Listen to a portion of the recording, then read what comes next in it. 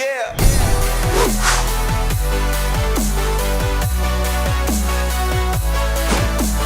Welcome back to the Gridiron Expert. Someone's Super Bowl drought will end on Sunday in what has proven to be a very unlikely Super Bowl between the LA Rams and the Cincinnati Bengals. The Rams have not won a Super Bowl since the 1999 season, but they are making their second Super Bowl appearance in the last 4 years under Sean McVay. Still over 20 years, though, since their last victory in the big game. The Cincinnati Bengals, well, they have never won a Super Bowl. They are just one of 12 NFL teams who have never won a Super Bowl. They haven't even been to the Super Bowl since the 1988 season. The Bengals made 2 Super Bowls back in the 80s, losing both to the San Francisco 49ers. So someone's luck will change out in LA. Someone's luck will change in Los Angeles on Sunday night. Just a matter of who. So welcome back to the Gridiron Expert, guys, here with the official prediction for Super Bowl 56. Our official Super Bowl 56 prediction between the LA Rams and the Cincinnati Bengals. As always, make sure to continue to like, comment, subscribe, share our videos, and check out everything down in that description below, guys. Look, every time you hit that like button, every comment you leave, every view you have for us, every time you share it with somebody else, whether you're showing them in person, texting it, emailing it, we don't care how you do it, but every little bit of that helps us out tremendously and helps our channel grow big time. So something that'll take you just a few seconds helps us out more than you know. So please take the time to like, comment, subscribe so we can continue to bring you all of this football content, both college and NFL, over the course of the entire year. So let's go ahead and take a look at the two offenses going into the Super Bowl, guys. Again, the Rams technically have a bit of a home field advantage going into this game. We'll be playing the Super Bowl in their home stadium. Second year in a row we have had a team do that. Last year, of course, being the Tampa Bay Buccaneers. And we're going to start with the Rams because even though they are playing in their home stadium, even though they did not have to travel, they are the designated road team coming into this Super Bowl. When you look at the Rams, guys, you've got to love Matthew Stafford.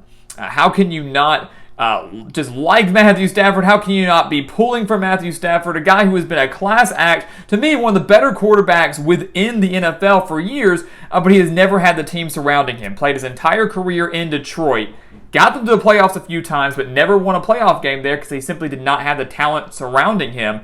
First year out in LA, he's got the Rams in a Super Bowl. I think that just comes to show you what good talent on both sides of the ball can do for a guy like Matthew Stafford. So a guy who has battled and suffered through adversity all throughout his career is getting his chance to finally play in a Super Bowl and finally able to capture one. First year with the Rams, guys, he threw for over 4,800 yards, 41 touchdowns. Obviously, would love to see him get a Super Bowl, but it's not all Stafford here. It's not all Matthew Stafford. Sure, it's the brain of Sean McVay, but we've got to give credit to a guy like Cooper Kupp, who is a legitimate NFL MVP contender. While he probably will not get it because he's a wide receiver, you can make a very strong case for him. Over 1,900 reception yards this year, 16 reception touchdowns, and that duo of Stafford and Kupp has been deadly all year long, and I expect it to be once again in the Super Bowl. Not to mention that the Rams still have a guy like Odell Beckham Jr., a guy who just hit his first 100-yard receiving game with the Rams in that NFC title game against the 49ers. So a guy that's really starting to kind of come into his role out in LA. This is a veteran Rams offense, guys. Veteran quarterback, veteran wide receivers, brilliant mind in Sean McVay, veteran running backs, veteran offensive line. This is a team really, even though it's not entirely passing the torch, a team of veterans in the Rams versus a team of newcomers in the Bengals. Because we all know what the Bengals have. We've got a guy in Joe Burrow,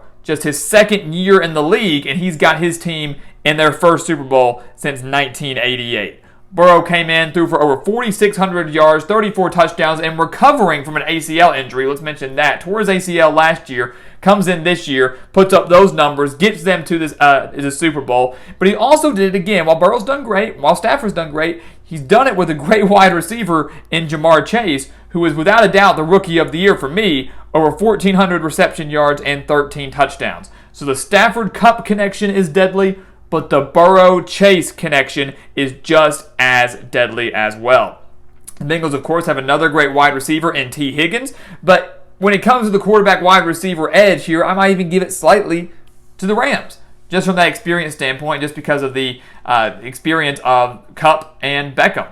But there's one guy that we're not talking about for the Bengals, and whether you want to classify him as an offensive player or not, he's still a guy that's going to put points on the board, and that is their kicker, Evan McPherson. And we talked about him earlier in the week. Yes, he's the kicker. Yes, we could do a special team section. We're not going to do that. But Evan McPherson, he could be the difference maker in the Super Bowl for the Bengals. He is 12 for 12 on field goals just in the playoffs, 3 for 3 on field goals of 50 yards or more in the playoffs. You get him in range. Joe Burrow, Jamar Chase, this Bengals offense gets him in range, which really is around the 35-yard line. You're going to get 3 points. This guy's automatic. Put McPherson in range, get him close enough, he's going to boot it through the uprights. And that could ultimately be the difference maker in Super Bowl 56 against the Rams. When you look at the defense, guys, the Rams have, I think, the undisputed edge here. Which is why this game is going to be so interesting. Seeing the Bengals offense, it's been so electric all year long, going up against this Rams team that, yes, in the secondary is solid, but really it's the front seven, specifically that defensive line, that is so key and really will be the difference maker on whether or not this could be a very long day for Joe Burrow and the Bengals, or whether the Rams just kind of end up taking this game all the way down to the end. Because if you look at the Rams here, guys, there's no reason that Aaron Donald, who has 14 sacks, Von Miller, who has 7 sacks with the Rams, keep in mind he was acquired back in November, Leonard Floyd, who has 10.5 sacks on the year, there is no reason that this defensive line and these less linebacking core for the Rams should not be able to exploit what has been a weak Cincinnati offensive line, make life very difficult for Joe Burrow, force him into second and third and long situations, and obviously be able to capitalize when they turn the ball over on the offensive side of the ball. There's no reason that the Rams shouldn't be able to do that, but they have not done that in the playoffs so far this year.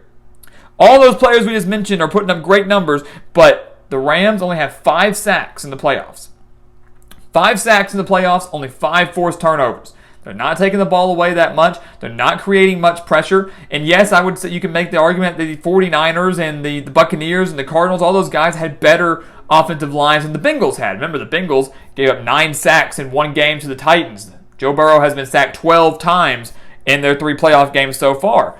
But the Bengals also only gave up 1 sack in that AFC Championship victory over the Chiefs.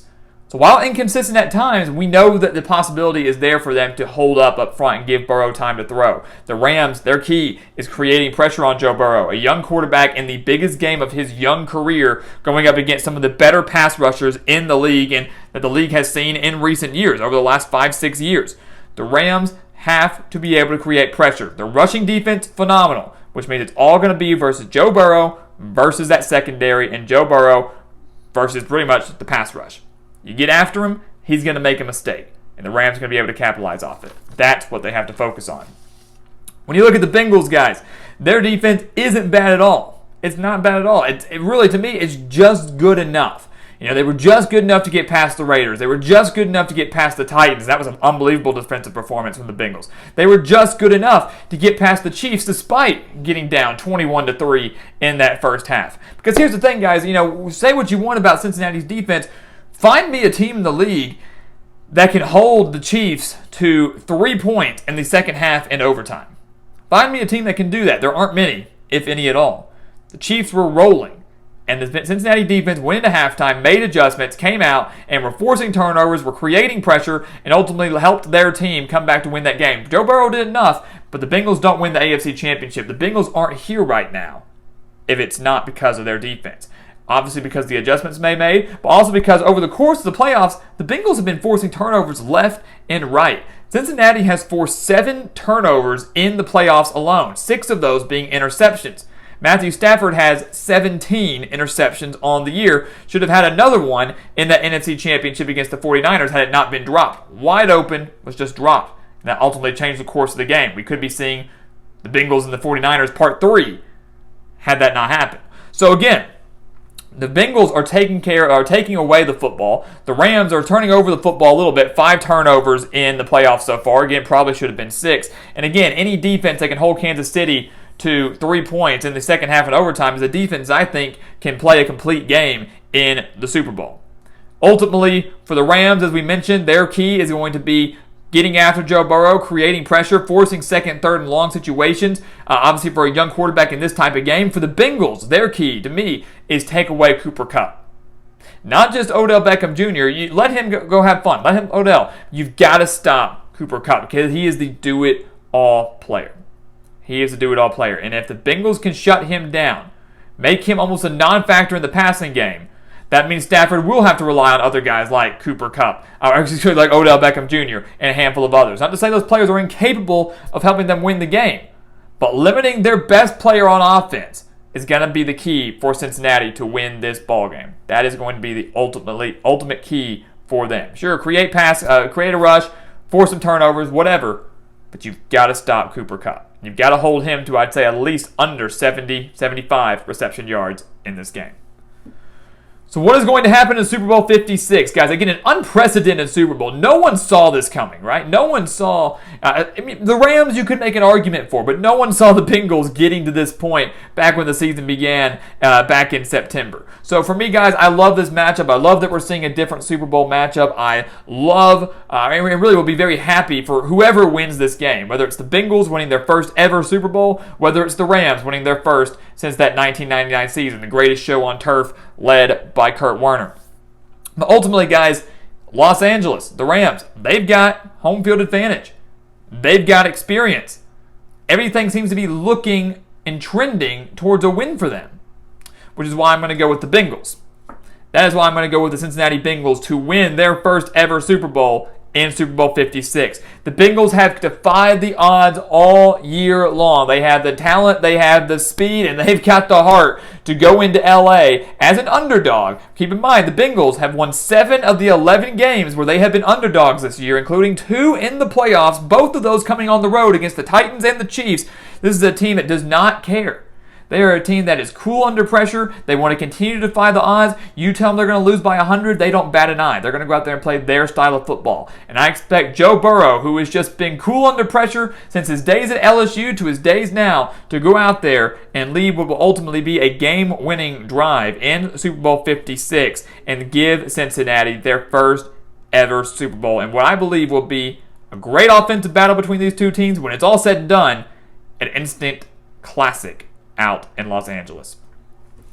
So guys, as always, thank you so much for watching us here at the Gridiron Expert on YouTube. Make sure to continue to like, comment, subscribe, share our videos. Again, guys, all those things just take a few seconds for you to do, but they mean so much for us and help us out so much. So please take the time to do that so we can continue to build this channel, continue to bring football content year-round. And once again, guys, as always, thank you so much for watching, and we'll see you next time right here on the Gridiron Expert.